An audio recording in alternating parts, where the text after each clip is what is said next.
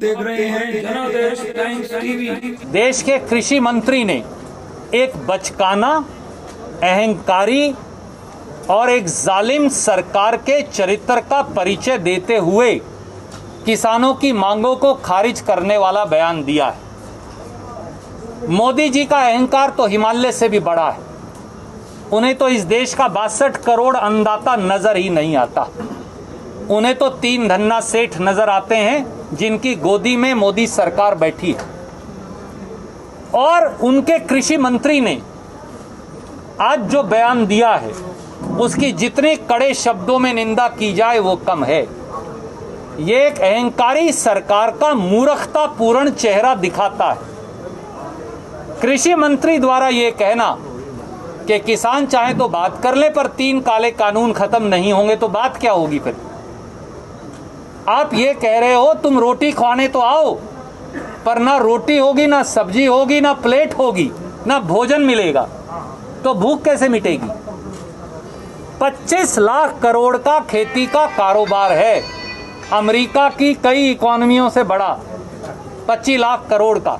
उस खेती उत्पादों के कारोबार को मोदी जी किसान, मजदूर, मंडी मजदूर, आड़ती, दुकानदार से निकालकर 3 उद्योगपतियों की जेब में डालना चाहते हैं।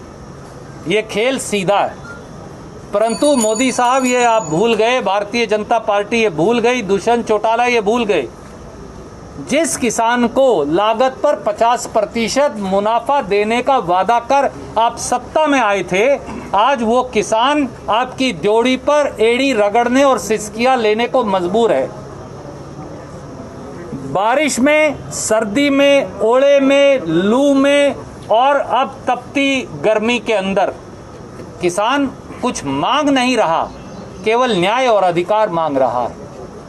और जिस हुक्मरान ने हिंदुस्तान के किसान से, मजदूर और छोटे दुकानदार आड़ती से लोहा लिया है, वो नेस्तनाबूद हो गया, उसकी सरकार बची नहीं।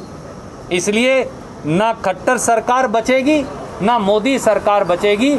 प्रजातांत्रिक तरीके से हिंदुस्तान के लोग, किसान, किसान के बेटे और बेटियां, मजदूर और गरीब, छोटा छोटा दुकानदार, इन सरकारों को वोट की चोट से उखाड़ फेंकेगा।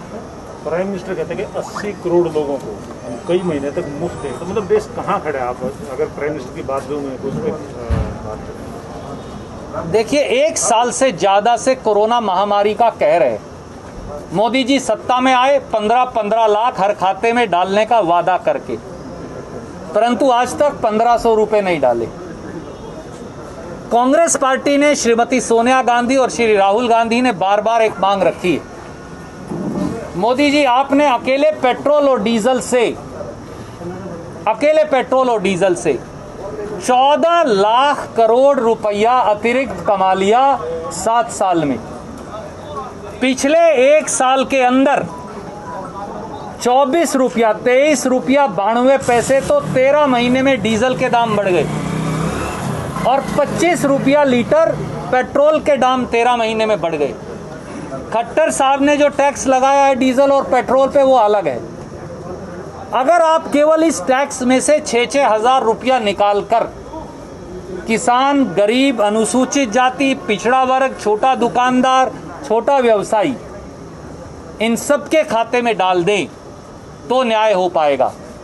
इसलिए मीठी गोली, जो हरियाणा में कहते हैं, मीठी गोली देना बंद कीजिए, क्योंकि आपकी मीठी गोली और भाषण के मीठी मीठी गोलियां चूसकर अब हिंदुस्तान और हरियाणा के लोग थक गए। अब हमें नतीजा चाहिए।